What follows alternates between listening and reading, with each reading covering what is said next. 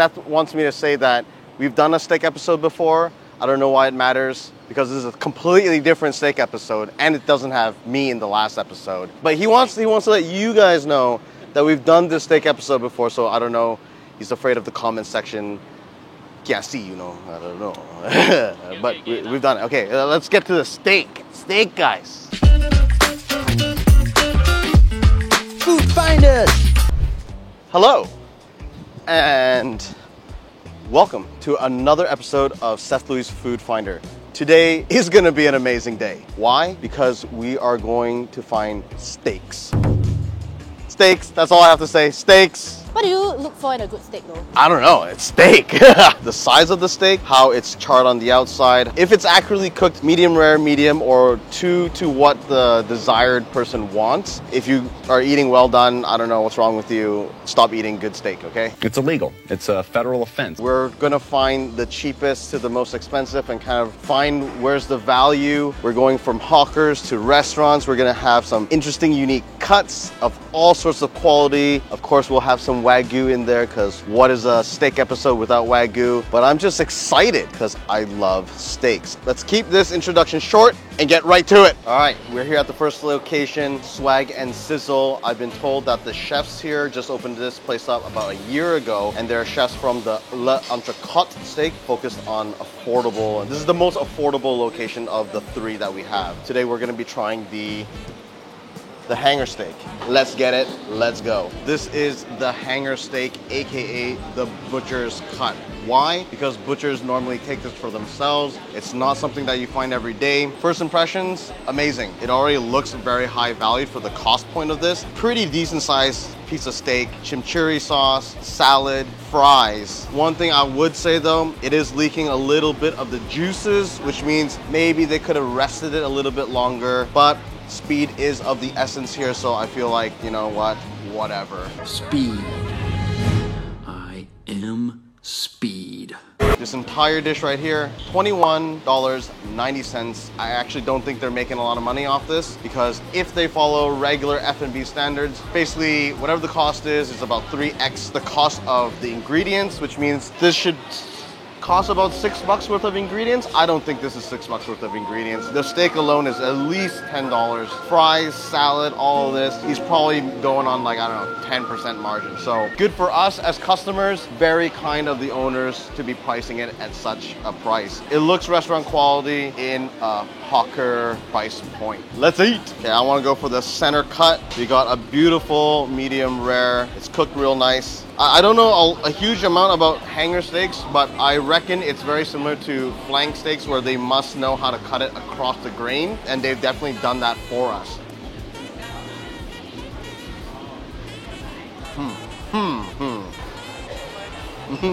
Oh, that's music in my mouth. Do, re, mi, fa, sol, la. It is really good, exceptionally good for $21. From what I know about the hanger steak, it's very close to the tenderloin area. It's still got some bite to it, so it's not as tender as, like, you know, the tenderloin cap or anything like that, but it's very tender. Beefy, flavorful. The chimichurri is just the right amount of sweetness. It's great. I don't really have a lot to say. It's exactly what I would expect from a solid steak. And this is supposedly a cheap cut. That's the beauty of steak. You can make cheap cuts amazing. It's shockingly tender. Fries are great too. This fry's got the perfect amount of crust on the outside and the softness on the inside. They might be like double fried or something, because it has a very nice outer crisp to the fry and an extremely soft inner side. You know what I'm actually thinking now? I'm just like, wait a sec. The chef is from L'Entrecôte, and they specialize in steak and fries. You are ultimately getting that quality for hawker prices. It is an amazingly great value. Honestly, truly impressed. At $22, you are getting a lot here. If this is what we have installed for today, I'm excited. Best episode ever. All right, next. Seth wants to try it. Seth wants to try. You look like you're having an orgasm. It's f***ing good. All right, we're here at the second location, Fat Belly at Bukit Timah area. I wanted to make a joke. I totally missed it.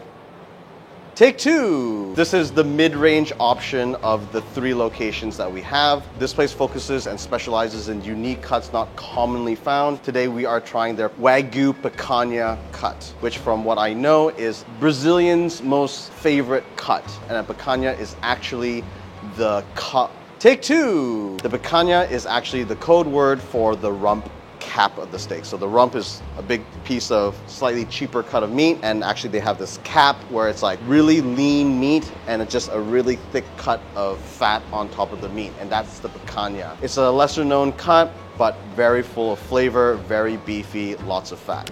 Meow, meow. They have a little mascot. Oh yeah, oh yeah, oh yeah, oh yeah. The ultimate pleasure. You're a nice guy.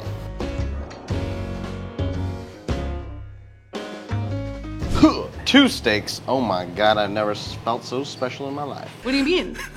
What do you mean? What do you mean?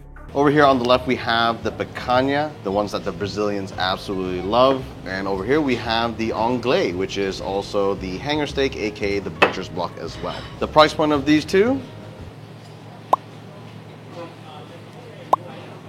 on the first look, both steaks look amazing, cooked exactly as it should be, medium rare, and I think very well rested because we're not seeing a lot of the bleeding happening. The picanha, you can see the fat cap, that is like clear sign of picanha. Don't get it mixed up with a strip loin, it's not the same. I'm just gonna have it as is with a little bit of salt.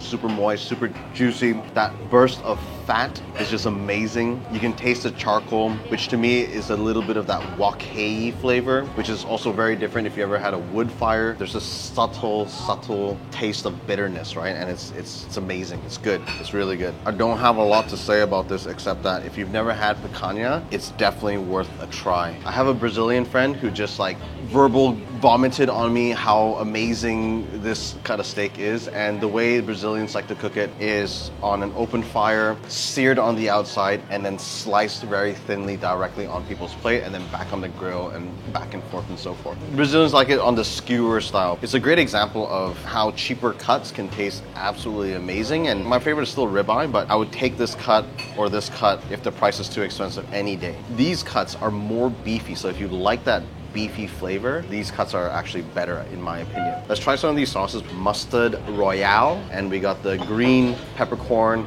with pink peppercorns. Some green peppercorns below, I think.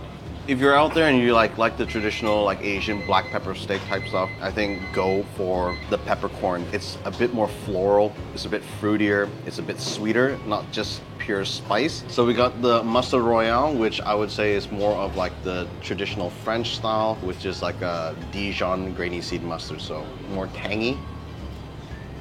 The Mustard Royale is more of the style where you really like the flavor of mustard because it can overpower the flavor of the beef. But honestly, the steak is good as is. So this one, we have the added benefit of it being the same cut of beef, but Wagyu. So you can already see inside, you got that marbling right into the meat. Cooked well as well, like medium rare all the way through, nice crust on the outside.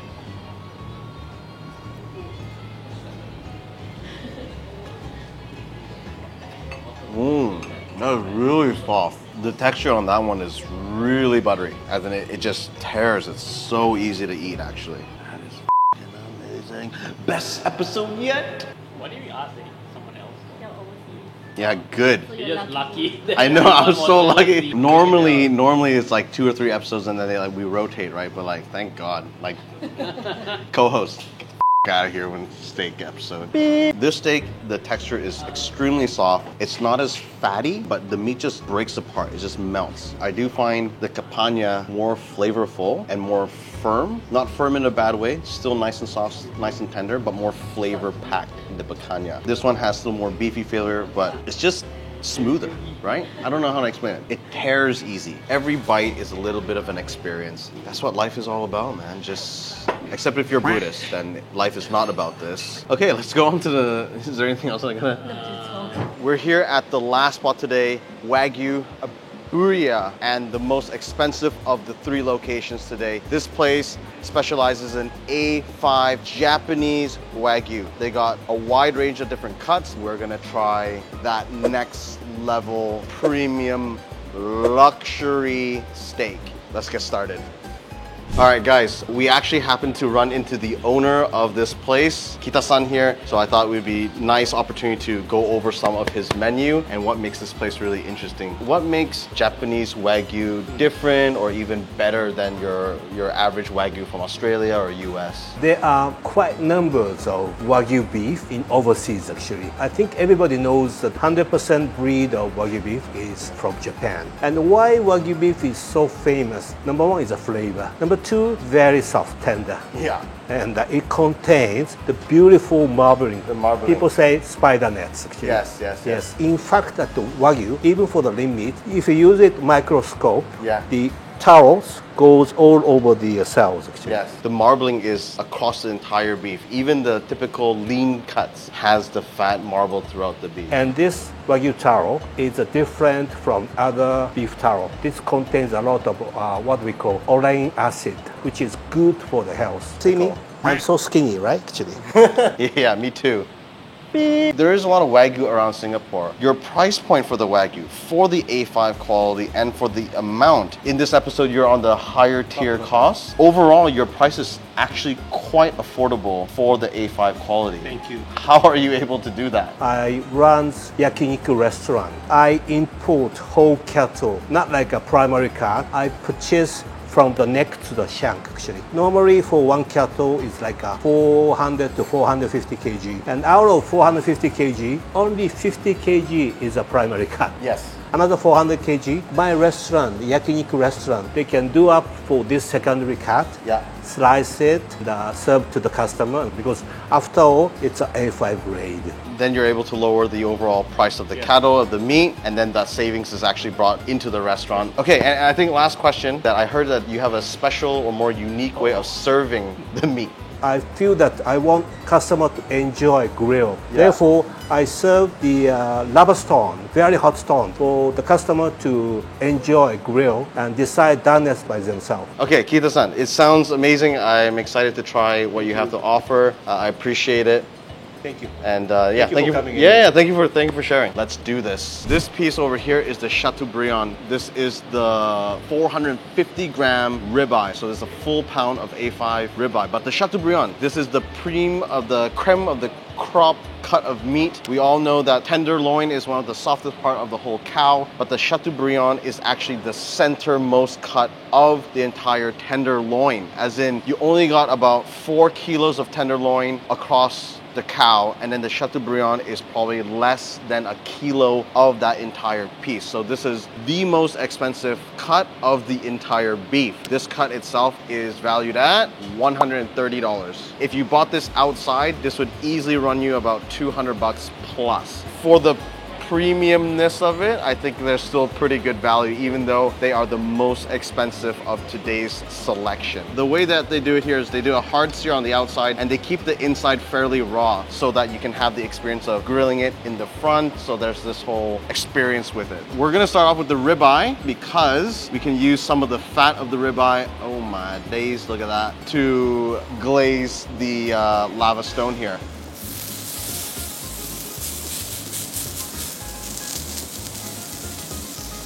Another piece. You can see the fat already melting off it. Oh, you see you got that nice crust already. I'm just gonna take this off because I don't want to overcook it. I still want it fairly medium rare on the inside. I'm gonna put that right on the oil there.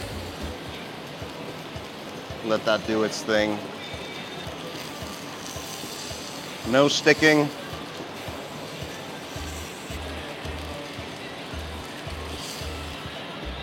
Do you want wine? I'll have a sake.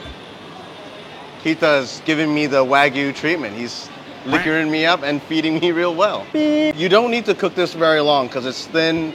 There's lots of fat. It will cook very quickly. But it is Wagyu, so me personally, I actually prefer a more medium Wagyu just because it's just so luxurious, you know. First one, let's just have it as is. For your glass. Oh. It just explodes in your mouth. The juice just... The fat is just so explosive. Usually you get the nice chunks of fat, you get good marbling, but this is like explosive fat in the meat. There's just a little bit of salt in there. You don't need a lot. The juice of the fat itself is the sauce, almost. It's a ribeye cut, so in comparison to what we were having earlier, it's not as beefy, it's very clean, but you're gonna get this explosion of moisture and fat. And it's just like the first bite is just like a wow experience. It's already very tender, but let's go into the Chateaubriand.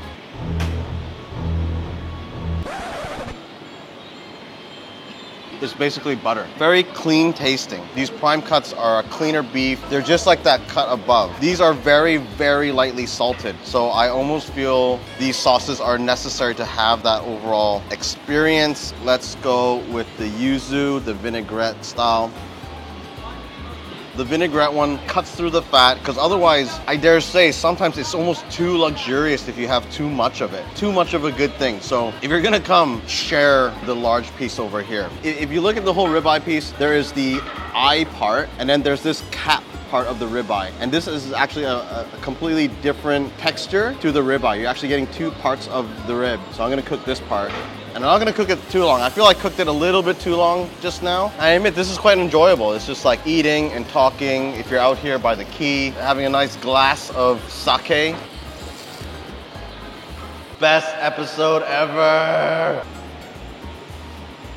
Holy. I do feel like if you keep it at the medium rare, the fat is really luxurious. It's like eating butter. If you cook it to medium, the fat actually melts a lot more. So when you eat it, you don't get the thick buttery parts. It's literally just oil. And I actually quite like that. And a final mention, remember how Keita was saying he was able to utilize the whole cow? On some of those parts of the cow, he's actually made this amazing, crazy promo. A 1.5 kilo burger of 10 patties, Wagyu patties for $100 with fries. If you can eat this in 30 minutes, it's free. Even if you paid $100 for 10 Wagyu patties, that's $10 a Wagyu patty. If you have the courage, you can come and try this out. Zermatt, come on, come on. This is probably like another day in your life.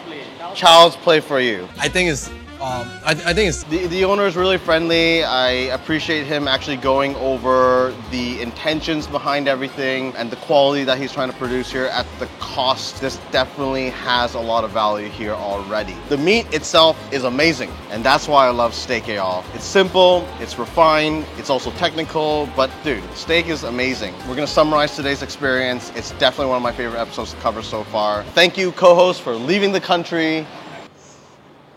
We're here at the end of the best episode I've hosted so far. Amazing experience so far across 3 different price groups of steak. In summary, even though we're talking about the cheapest to the most expensive, all the steaks were not cheap in quality today. They were all amazing quality. The only difference was really location and style and all that type of stuff. If you're talking about everyday eating, you just have that craving for steak, the first location was amazing. You're looking for that slightly finer restaurant quality at a more appropriate, affordable price. The second location was also just on the money. And then over here at the last one where we're talking about Japanese A5 Wagyu at the quayside, also just top tier. My 2 choices, and I really have a hard time picking because I'm just a man of value here, right? The first place, Swag and Sizzle, I just don't think you can beat that price point. Literally, they're giving away that steak.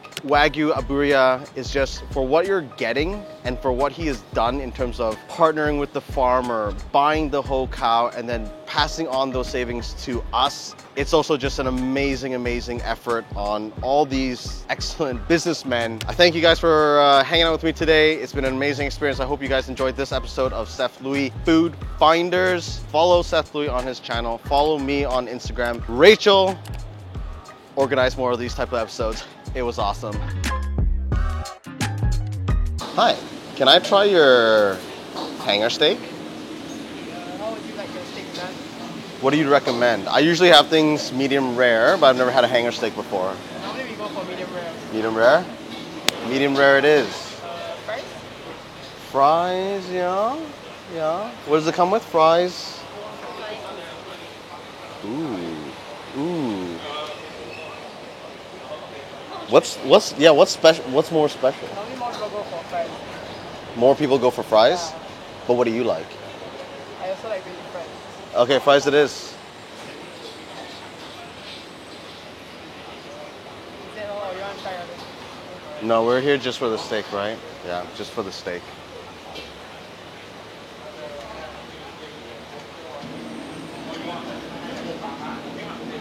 Is there anything else?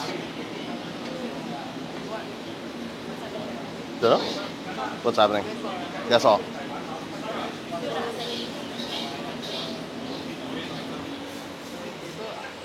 Just one steak. Yes. Nothing else. No. We're good? Do you need me to get the thing or come back or? Okay. Somewhere around there. I don't think you can miss these cameras. Okay, bye. It's a bit of an awkward ending there, but